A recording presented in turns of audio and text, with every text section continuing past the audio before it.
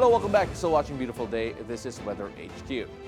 Now, in Davao City, cacao farmers are getting a tech upgrade. A new system using satellites, sensors, and drones now sends early warnings about plant stress, helping farmers protect their crops from disease and drought. Now, to tell us more about this innovation, we're joined by Mary Grace Gasco, the founder and CEO of SpaceCrop, the startup behind this satellite-powered alert system. Welcome to Beautiful Day, Ms. Mary Grace. Maraming salamat. Thanks so much for joining us.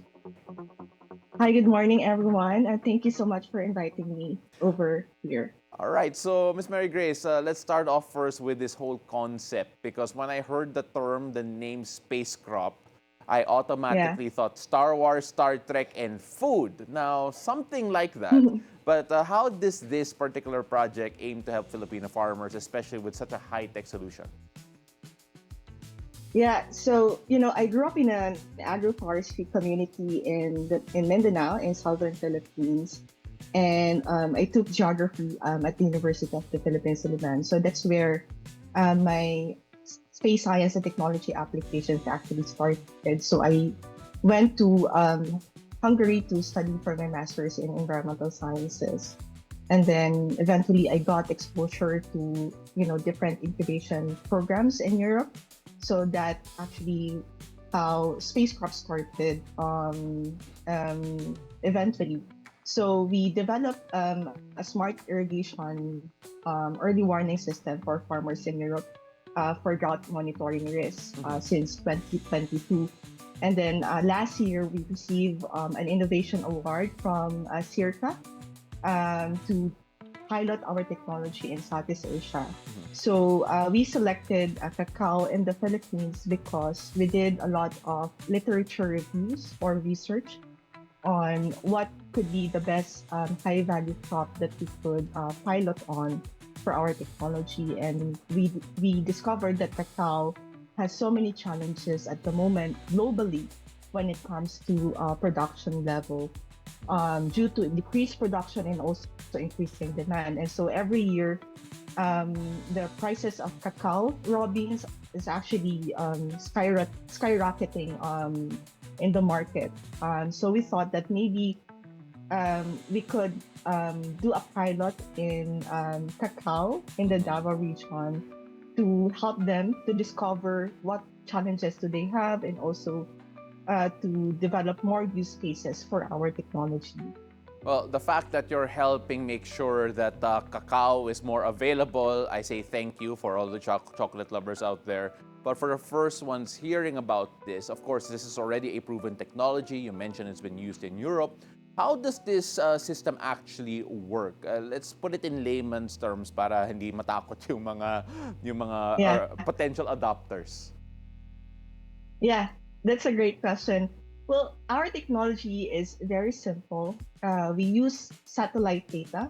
As you might already heard about satellites, that is roaming around the Earth's surface. So we collect data from satellites remotely, anytime, anywhere.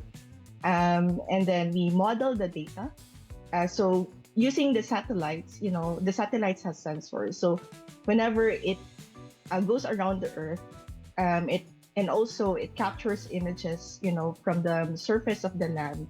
For example, like fields or farms. Then we will be able to actually identify if the farm is under stress or if the vegetation is under stress or not. So it goes way in the same way with if we collect data, say from a specific farm in Davao, a cacao farm in Davao, and then satellite data can capture it. So we download the images, we build an algorithm or model out of it, and then from the model we can predict whether what would be the future like risks that could happen in the field. Whether it is, for example, in the case of disease risk, so we can identify potential like threats in the future together with weather data, and also we validate this also using soil sensors that we have developed, which measures different say parameters such as nitrogen, potassium, sodium. I'm sure that farmers are not unaware of these parameters because they've been doing farming for decades already. Yeah. And the farmers that we have been talking to in the field in Mindanao and also in Cebu are very familiar with how their soil actually works by just looking at their the eye. They know already what's going on. But what's the problem is that they do not really know what's going to happen in the future. Yeah. And that's where SpaceCrop comes in as an added value to their farming activities. You mentioned the sensors. We also mentioned the satellites. So there's also on the ground efforts. But we've seen in the footage drones are also actually used. Yes. What are they used for in particular? How do they work together in terms of your gathering of data? So we use satellite data to monitor at the canopy level of the cacao trees. Meaning we see with satellites we can see everything from the above. Okay. With drones, we use it for high level monitoring. Meaning at the fruit crop level, kasi as you can see in the photos, cacao trees are actually more of like a forest tree. Yeah. Okay. So, and the way most farmers would plant cacao tree is actually intercrop with other, say, trees such as coconut, durian, or even bananas, right? So, meaning, since they are intercrop, so sometimes there is intercanopy level. Satellite is actually good for that at the above. But we need something more like a high resolution monitoring, which we need to capture at the fruit level. And yung fruits naman is actually below the canopy.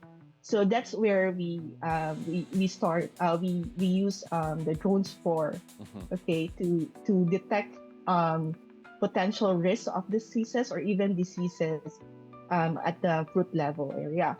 But then at the soil level, we also deployed our own soil sensors, which captures different soil parameters aside mentioned. Actually, So sorry, Mary Grace, because there's a lot of data there, and I'm now very curious about what the farmers receive on their phones. Because if I'm not mistaken, the alerts are sent to their phones. Siguro kung maraming data yon, baka mahirapan sila. So what type of messages do they receive, and how does this actually help them do preventive action to prevent crop losses?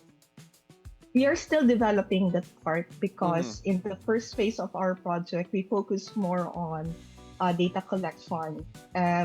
So, the project started last year. So that was the first phase, and we just recently completed that. And we're moving forward with the second phase, which is focus on heavy modeling and then integration of the system. So the alert system will come in via SMS.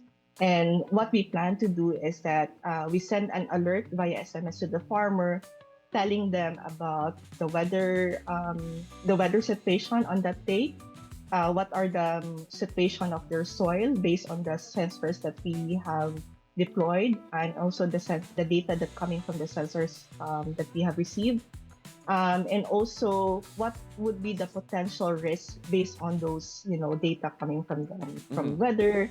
And also from the soil sensors, which we are validating with drones and satellites. Have we seen progress already in terms of, not necessarily their yield, but then in the way that your pilot farms have approached their planting process, or maybe in terms of preventing any diseases that might have been spotted by your system already?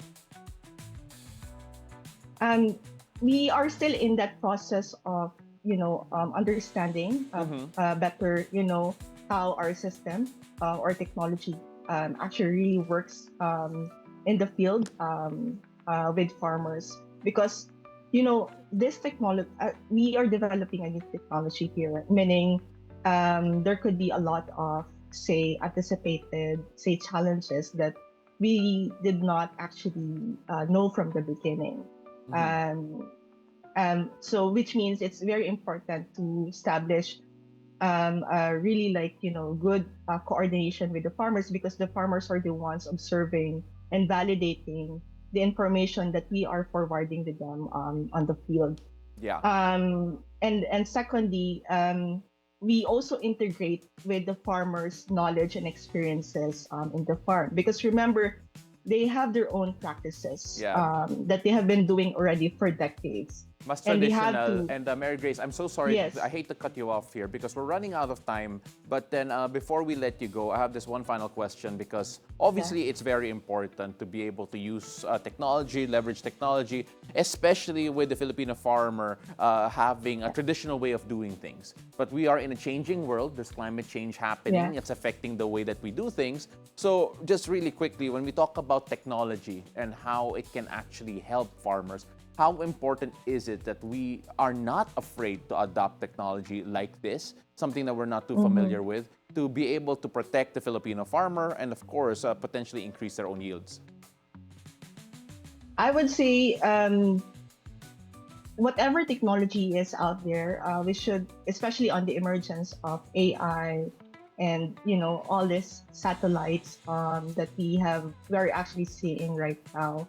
Um, it's really good. It's a good opportunity to be able to make use of them because they are accessible already nowadays. And it's also very important that we communicate very well these technologies in terms of how they are being used in the field with farmers.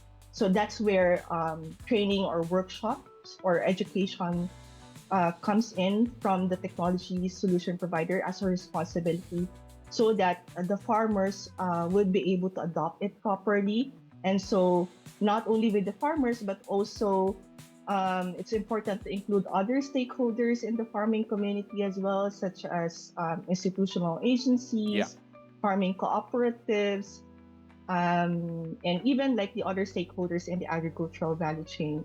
Because remember, this technology, this is only just a technology. What's the most important thing is that we are bringing in together all members of the community so that we would be able to understand and improve better the solution for the farmers and for the entire community itself. Ladies and gentlemen, that is Miss Mary Grace Gasco of SpaceCrop. Thank you so much for your innovation. And I feel like in your honor, it is just right na kumain ako ng chocolate mamaya na galing Davao.